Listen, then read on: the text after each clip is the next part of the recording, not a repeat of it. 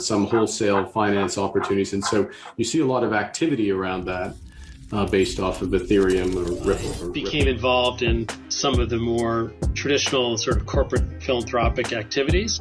And about 5 years ago, very early for a company of Ripple's size and stage. Self-interest. Because obviously, listen, you're never going to name names, but Circle versus Tether is a great example. Ripple versus Bitcoiners to some degree, right? It has been an example to whatever.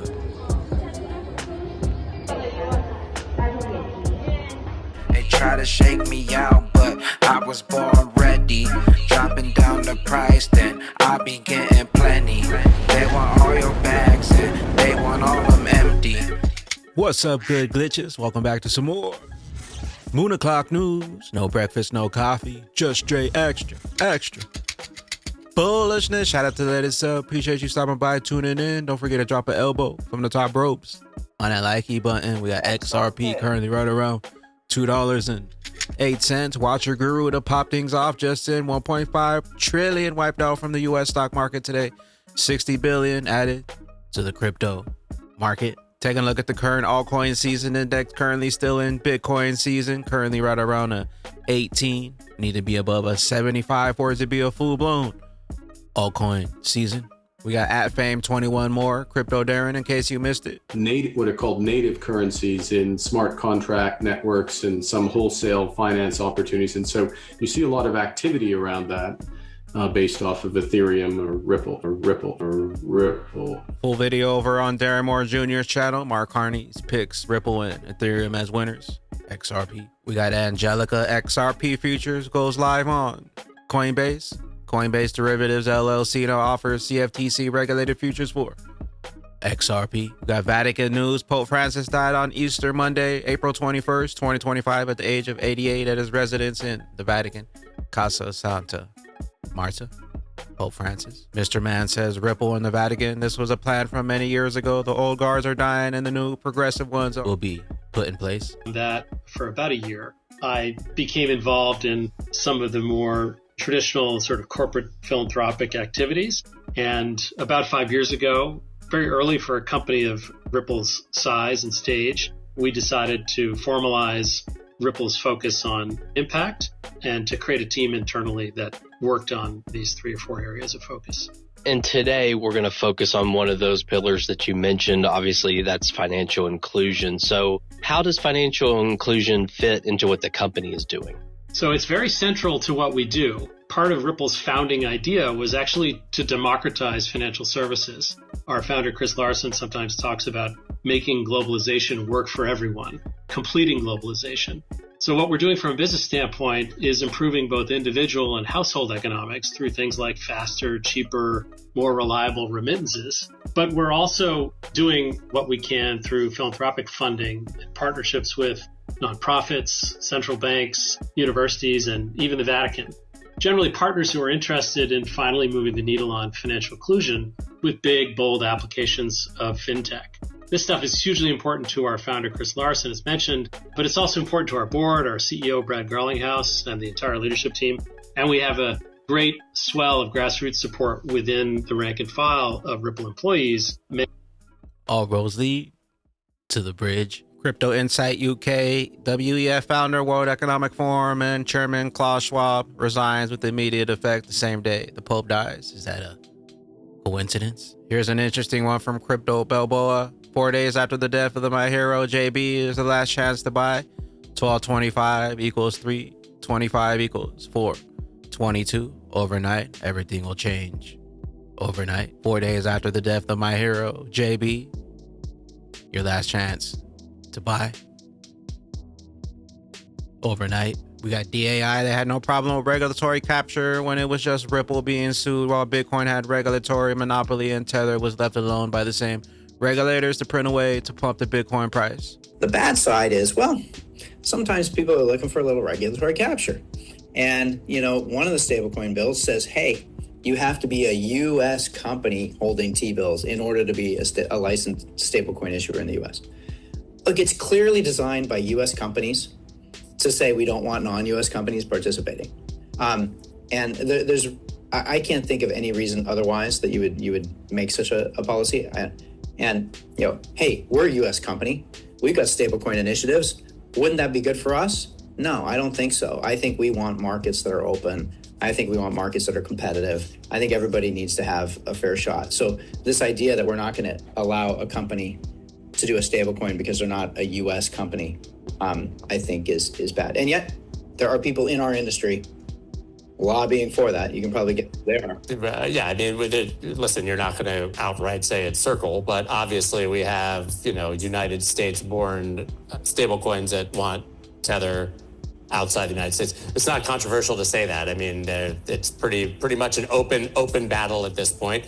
And actually, I wanted you to comment on that. And then that leads me to another question. But go ahead. Well, this is this whole problem of regulatory capture. One of the challenges of having regulations is that it allows companies to hide behind regulations to evade competition. And, no regulator, no legislator will tell you that that's what they want to accomplish. Certainly American citizens don't want to accomplish that. We want healthy competition. But it's pretty natural once you have the ability to influence what can be put in. Yes, we want the regulation, we want the definition, we want the safety, we want the ability to go build. No, we don't want this selfish regulatory capture. So you just jumped all over my next question, but there's still more to say on that, which is that you mentioned before how the industry effectively came together, backed into a corner, raised the money, influenced the election to some degree, and got what they wanted, right? So we had this sort of interesting situation where there was a common enemy to some degree, and everybody galvanized around that and made sure that common enemy was gone, being the last administration. That said, once that common enemy is gone, everybody goes back to their self-interest, right? And so now, would you say from what you're seeing that we have a cohesive Bitcoin and crypto lobby, or would you say that it's fracturing and we're going to see a lot more of that self-interest? Because obviously, listen, you're never going to name names, but Circle versus Tether is a great example. Ripple versus Bitcoiners to some degree, right? It has been an example. To whatever degree all of that's true, I have no idea. But clearly there's infighting and we're not just one solid industry or lobby. To some degree, different perspectives are natural and okay. The place where it gets bad is when it becomes, self-interested. Cointelegraph latest: China unveils gold to cash ATMs that melt jewelry, verify purity, and transfer funds to bank accounts all in 30 minutes.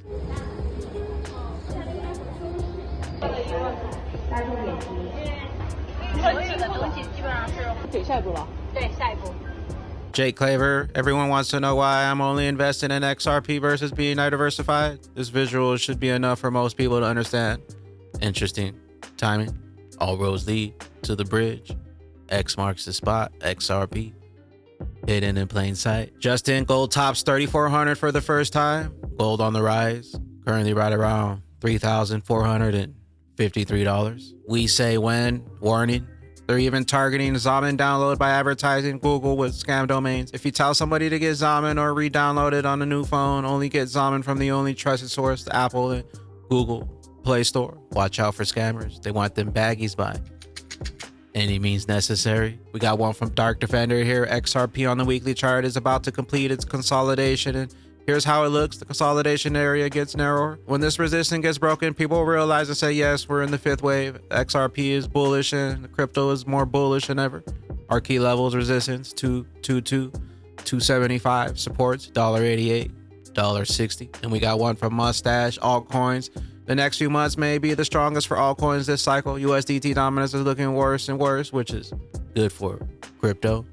And we got Crypto Bull 2020 XRP update. Huge bullish falling wedge with an even bigger bullish triangle covering the wicks. We will break out soon and the price will wick up to $5 and close around $3.85. And the longer they take, the higher we keep climbing on that XRP. Rich list, we're just a few days away from the 4th edition. Proper moon party down in Austin, Texas.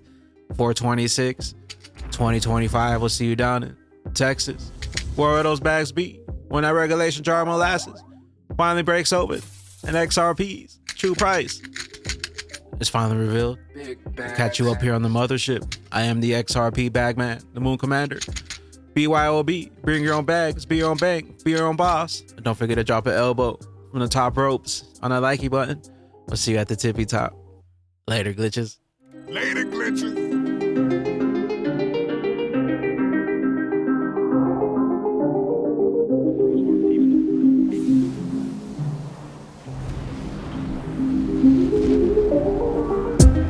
Welcome to the party. This a moon party. Hey, this a moon party. Hey, welcome to the party. Welcome to the party. This a moon party. This a moon party. Welcome to the party, we don't play round here. Moon suit on or you get sprayed round